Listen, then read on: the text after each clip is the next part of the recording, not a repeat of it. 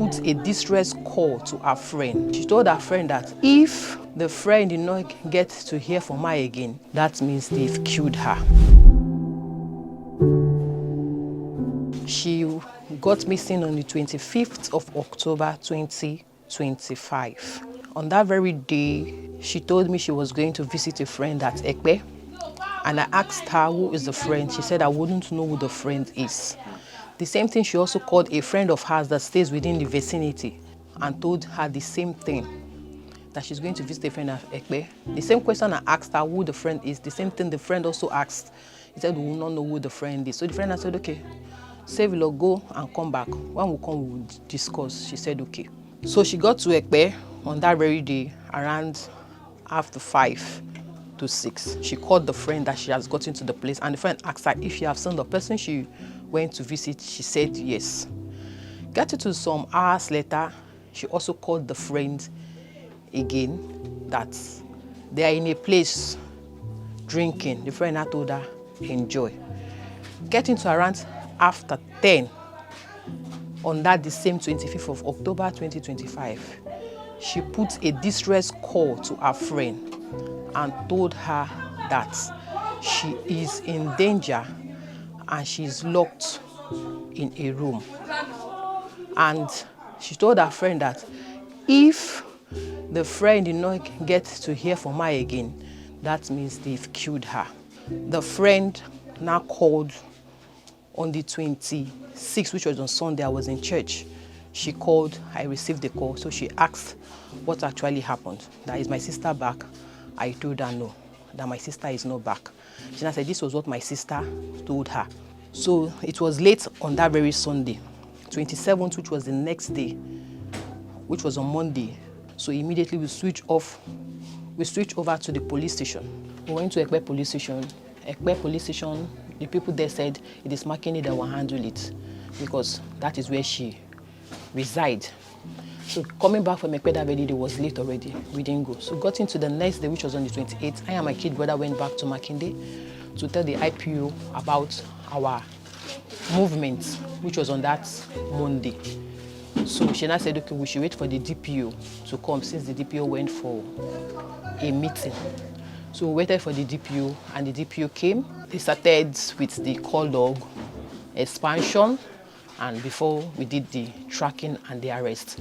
And this thing took almost a month and a day. The suspect was being arrested on the 26th of November, 2025. An IPO was assigned to the case.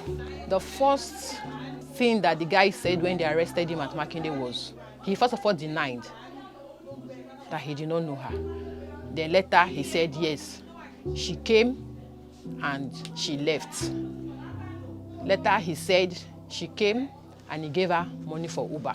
So there are different statements that he's saying. Then when they transferred the case to State Command, what he told the OC and the IPO there was, yes, she came and he saw her off to an halfway and he turned his back and asked her to follow a direction that she's going to see a bus there that will lead her to where she was going to. And when the IPO, they said they interrogated him, so he channeled it to be an accident. An accident that happened on the 25th of October. He didn't bother to go and report to the nearest police station. And what the IPO told us that on that very day that she had an accident, a trailer came and crushed her into two. If a trailer crushed into two, will it be only one leg? Won't the hand be there? So that is what is now looking like a suspicious plan they are trying to cook up. If the guy said it's an accident, it's an half leg, a full leg. So where is the main part of the body? And when they went there, my kid brother said, the DPO at Ekpe said they have not recorded any accident scene for the past 1 month. And the road safety also said they have not recorded any accident scene. So how come that leg is on the highway, just an half leg? It was the hotel she went to meet the person she went to visit, of which the guy confirmed it that it was their family hotel that she came visiting him. And what the guy was saying was she was tipsy and he locked her in a room. So how come somebody that he locked in a room have the access to leave the room. And the question I asked the IPO, was the door damaged? He said no. Was there any infrastructure on the door? He said no. All these questions is what we have been asking the IPO, of which they are deviating from it and they're telling us it is an accident. Fine, it is an accident. So how come did she leave the room that was locked into the express? Secondly, if you said it's an accident, where is the remaining part of the body? How come it was only an half leg that was being seen on a highway after a month and a day? That's why I'm calling on the Nigerian police. I'm calling on the Commissioner of Police. I'm calling on the IG of the police to look into this matter. And half leg is not a full leg after a month and. So where is the remaining part of the body?